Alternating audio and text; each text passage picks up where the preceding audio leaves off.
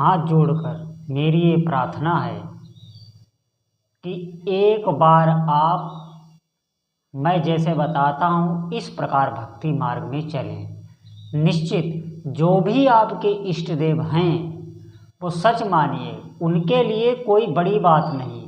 वो चाहें तो मच्छर को ब्रह्मा बना दें, ब्रह्मा को मच्छर बना दें। मुँह को होई बाचाल पंग चढ़ई गिरबर गहन, वो ऐसा कर देते हैं अद्भुत। मुँह को होई बाचाल, जो बोल नहीं सकता वो बताओ पूरे वेद ऐसे ही बोल दे। पंग चढ़ई गिरबर गहन, पैर नहीं हैं, टूटे हैं, लेकिन बताओ बड़े से बड़ा पहाड़ चढ़ जाए। इष्ट देव अपने भगवान की क्षमता का कोई आंकड़ा नहीं कर सकता। उन्होंने इस पूरी सृष्टि को रच दिया है, सिर्फ पलक जितने में गिरते हैं उठते हैं। मेरी बात मानिए, बहुत सामर्थ्य है। हम लोग जो जीवन जी रहे हैं वो उनकी कृपा से ही जी रहे हैं, लेकिन वो अगर चाहें तो एक पल में आपके भाग्य का निर्माण कर दें, आपके दुखों को हर लें। निश्चित उनकी कृपा अगर आप पर हो जाए, आपके इष्ट देव की अगर आप पर कृपा हो जाए तो आप काल को भी परास्त कर सकते हैं। मेरी बात मानिए। लेकिन ये कैसे कब होता है? ये होता तब है कि एक बार तो हम अपनी कामनाएं और इच्छाओं को त्याग करके कभी हमने ये सोचा है कि हमारे इष्ट देव को क्या पसंद है। कभी उनकी रुचि के लिए हमने कोई कर्म किया है?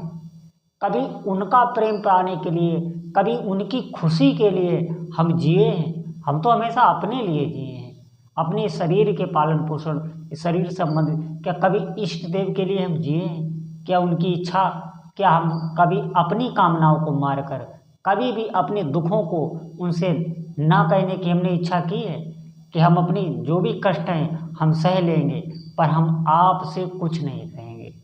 जितने भी कष्ट आप दोगे हम सब सह लेंगे, लेकिन हम आपका भजन करेंगे आपकी प्रेम की प्राप्ति के लिए।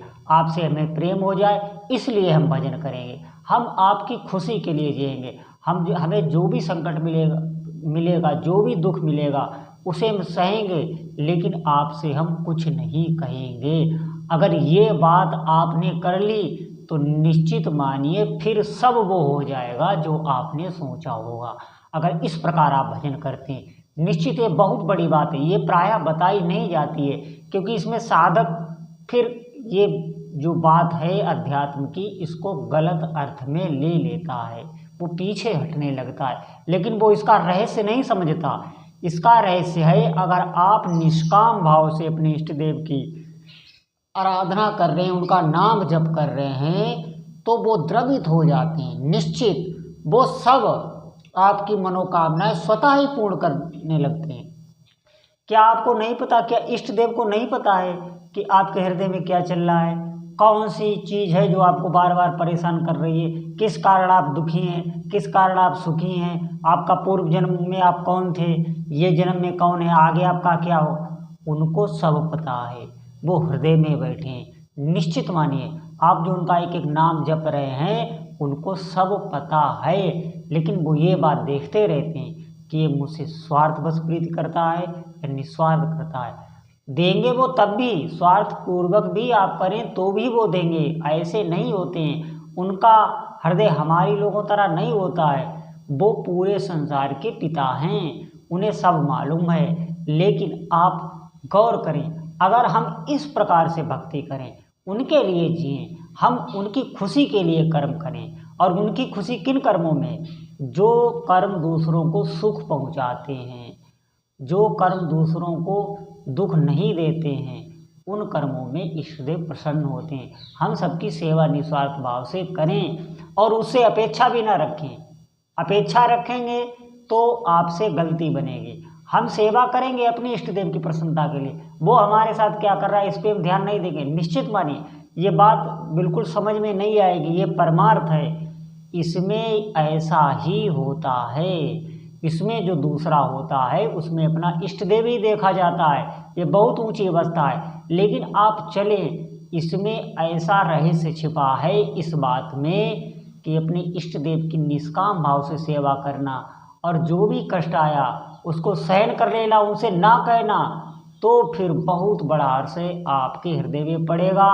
आपके इष्ट देव आपसे बहुत प्रसन्न हो जाएंगे। निश्चित मानिए, आप ऐसे ही उपासना करिए, लेकिन इस भाव से करिए। जो भी भक्त ये बात मान पाएगा, आप उसकी साधना देखना कहाँ पहुँचती है। उस पर उसके इष्ट देव की बहुत जल्दी कृपा हो जाती है। और भक्तों को दूसरी लाइन में, लेकिन उसको वो अपना हृदय ही समझने लगते हैं, क्योंकि वो जानते हैं ये मुझे मेरा प्रेम प्राप्त करने के लिए सारी मशक्क़त कर रहा है, सारी मेहनत ये इसलिए कर रहा है कि इसकी प्रीति हमारे चरणों में हो, ये मेरा सानिध्य चाहता है। इस बात को लेकर वो बहुत प्रसन्न हो जाते हैं। निश्चित मानिए, ये बहुत गुप्त बात है मैंने जो आपको बताई।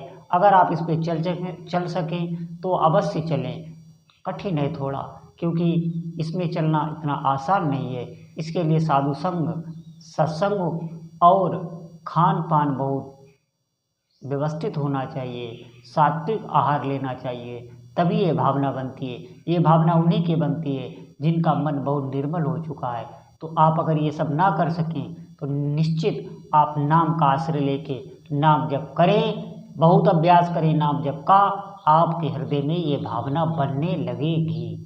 आप पर भगवान की कृपा करें, भगवान आपके सभी दुखों को हरें और आप पर श्री सीताराम जी की कृपा हो। आपका दिन मंगलमय हो। बोलो जय जय श्री राम।